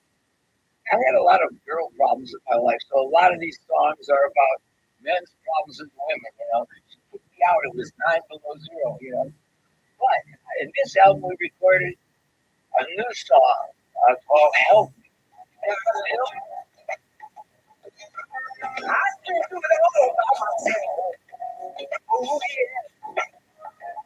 And I just love that lyric. Help me, I can't do it all by myself. I mean, it's about the blues that I learned very young. Psychological spiritual. Everyone has problems with women, rent, money. The blues told it in a very basic way, but everyone doesn't realize that they're common problems. You put a band together for this project, right? Keith LeBlanc is one of the top drummers in the world. And Skip, the guitar player, Skip McDonald, each of those guys have played with hundreds of artists. The Rolling Stones, Seal, Right Down the Road. And Bernard Fowler is one of the best black vocalists in America today. He toured with the Rolling Stones for the last 15 years. And we put them together. And then I let Keith advise me of the best players in the world. I mean, there's such an extraordinary wealth of material chess records. How did you decide what to I just picked these tunes with songs I had played over my life. You know, like I had my first wife, but now I got divorced. There's a few of those kind of songs in there, you know. And then I'm 81, my friend, and the two songs on there, Mother Earth and Going Down Slow, they're about time. And I know that's coming up, and they make me feel better about it. I'm going down slow.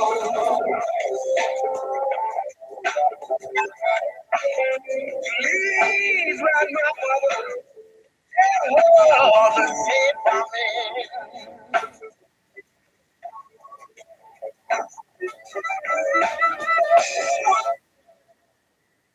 Marshall, you were a small boy when your father and uncle started Chess Records. Yep. What was it like to grow up? Like growing up in the circus. Loved it. I actually started work at 13. We're Jewish. After my bar mitzvah, I went on the road with my dad, 1995, my first road trip through the South. I remember seeing the bathrooms colored only. The first chess record recorded in 1950 was a saxophone guy named Gene Ammons, and I was in that session. I slept on folding, metal folding. My dad was a workaholic. My mother guilted him, and he dragged me around. And when I once asked him after I started working, "What's my job, Dad?" he looked at me and said, "Your job's watching me." So, you know.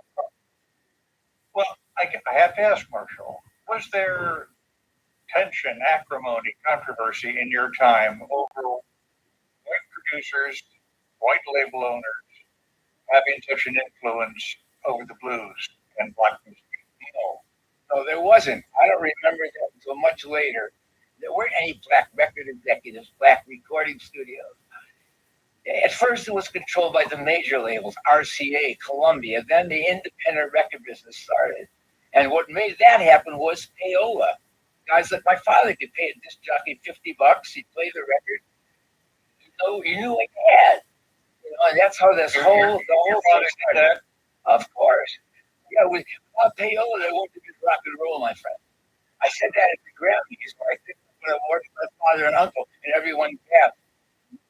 Well, good for you for stating stuff like that out loud. Is there an artist you've worked with that you were around in the heydays of the chess era that you particularly admire? Oh, no doubt. Muddy Waters. Now, when I was young boy, at the age of 5, my first album, the greatest thing alive. I was his great grandson, Muddy Waters. His wife, Geneva, numerous times set me first. She knew I loved fried chicken. I was always working there in the summer in the shipping room, an immigrant son, you work. And she used to send me fried chicken, yeah. Tell us about So Glad I'm Living. Muddy Waters song on this album. My baby long and tall, shaped like a cannonball. Every time she loved me, oh, I could hear me squall, crying. I believe I'll change my mind. You know, it's about a guy that meets a girl who falls in love, and it makes him feel that good. How did you change? It's the lyrics that are the same. It's the music. And they came up with the group. And it's very difficult the way he expresses the songs because they're not normal music. Basically, they're like what's called a remix that plays live. Like when they do a remix, they cut parts of it, reassemble them. But this is done live, so it's quite difficult. My baby loves me. I know she loves me right. She let me lay down. How do you keep the blues alive these days? I'm trying. Albums like those. The blues is just it's as good as Beethoven or Bach. It's so important to American culture, to world culture. It's the foundation of rock and roll. But people forget about it. That's why all these experimental albums my years began to work. I brought in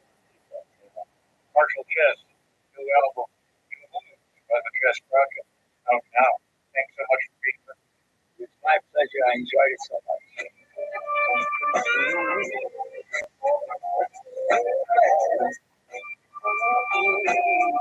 This is Weekend Edition of WRB.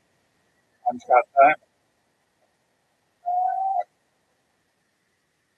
Support for NPR comes from the station and from Staples, with supplies and stuff, no matter where it comes from. The cake, powder cartridges, and technology like laptops and networking accessories. Or at Staples stores or Staples.com. From the Walton Family Foundation, working to solve social and environmental problems to improve lives today and benefit future generations. More information at waltonfamilyfoundation.org. And from listeners like you who donate to this NPR station.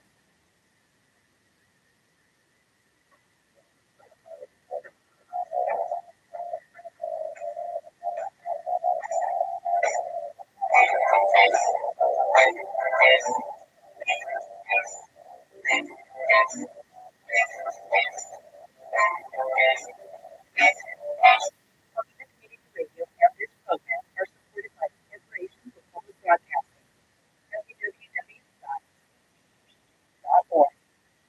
Did you know there are now 5 ways to listen to KTNA? On air at 88.9 FM, online at ktna.org, streaming on your smartphone, and through the archive player on ktna.org.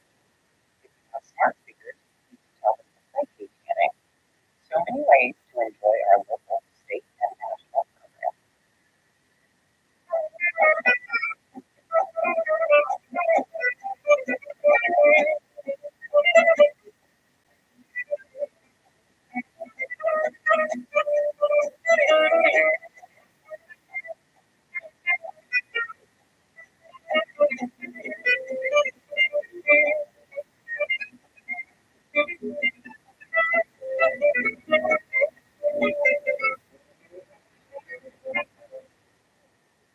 You're listening to KTNA Tokyo.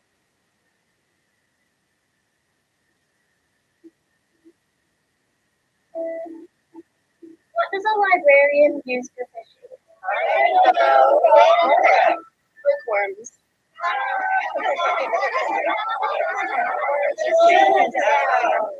It is called a radio.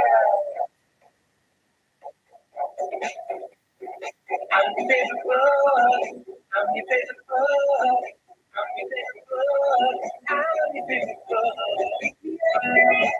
We need a friend. I'm trying to help me. My pages, nothing is. I'm listening. Yeah, yeah. Oh, I'm your favorite book. I'm your favorite book. I'm your favorite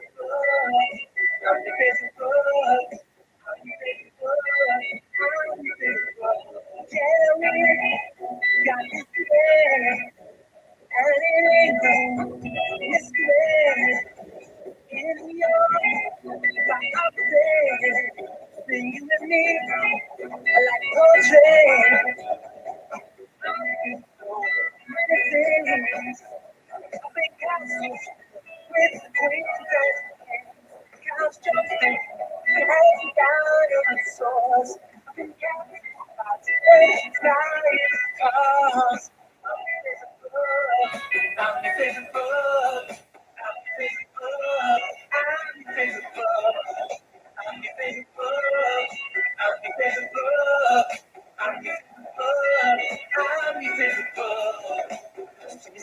By your hand, that we fall asleep over again. In the sun on the sandy beach, keep feeling your heart. I'm so big, I'm your favorite book.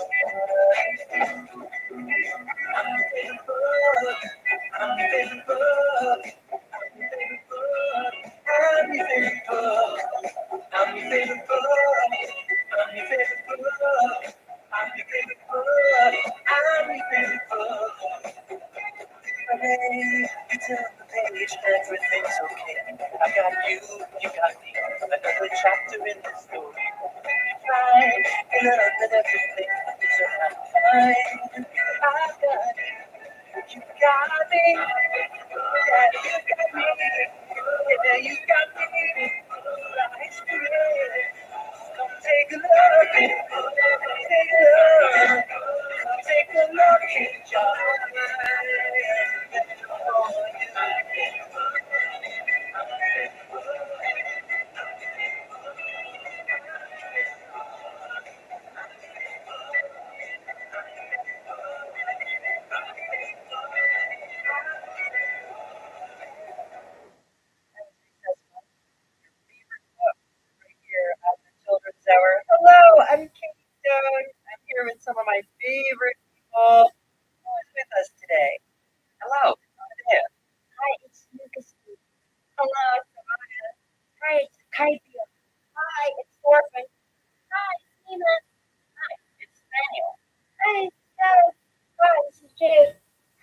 Billy May. Well, thanks you all for being with me here on the Children's Hour and all our listeners out on radio stations and podcasts. Today we're going to have some of our favorite authors of all time with us. You know their work too. We're meeting R.L. Stein, author of the Goosebumps books series, and Mark Stroud. He's the author and illustrator of the Arthur books. And they have collaborated on some kids' books too, and the latest is out now, and we're going to have a review of that. But what does it take to write for kids? We're going to find out. Follow along on our playlist at childrenshour.org. Look for this episode, Reading and Writing. Ben Pater in the Pater Tot, right here on the Children's Hour. Stick with us.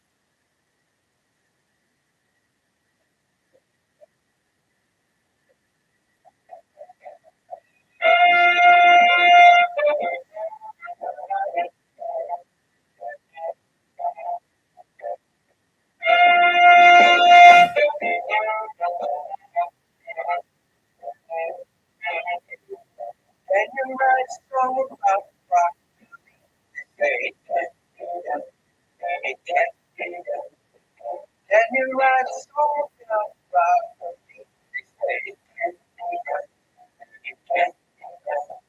I tried a million times writing rockery rhymes about how much I love it so.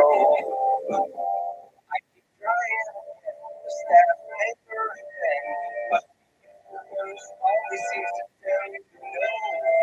Oh, whoa, whoa. Can you write a song about rock? This thing can't be done.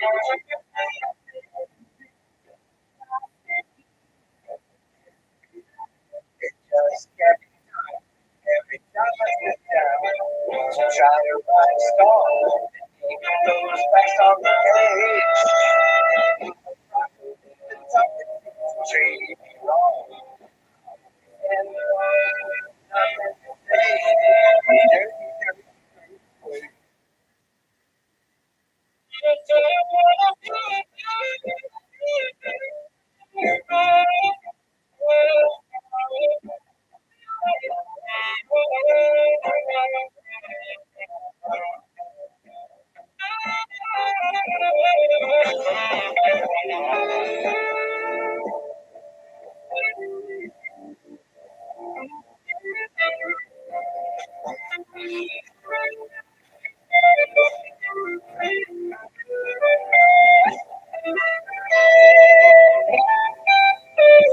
Can you write a song about it? Can't be done. Why don't you get this education? It can't be done. It can't be done. Write a song about the rock. Also my brain is true. Every woman and man that broke the stand. They ask me all the time, I just don't know what to tell you.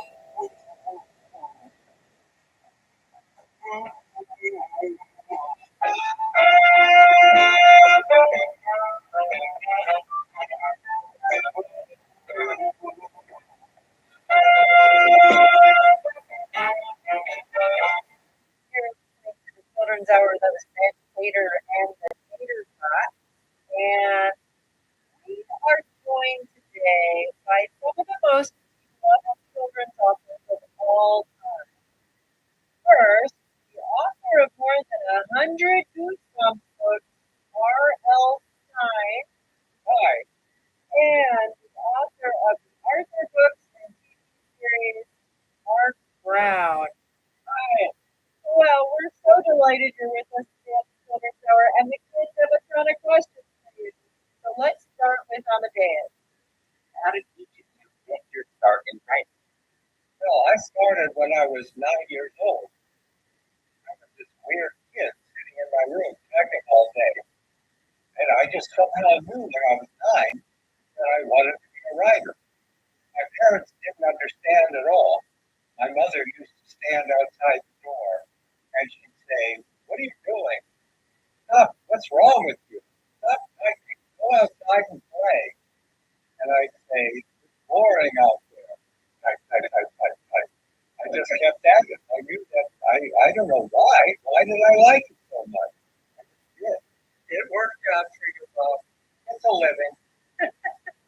I'd say. So I started, because I lost my job as a teacher.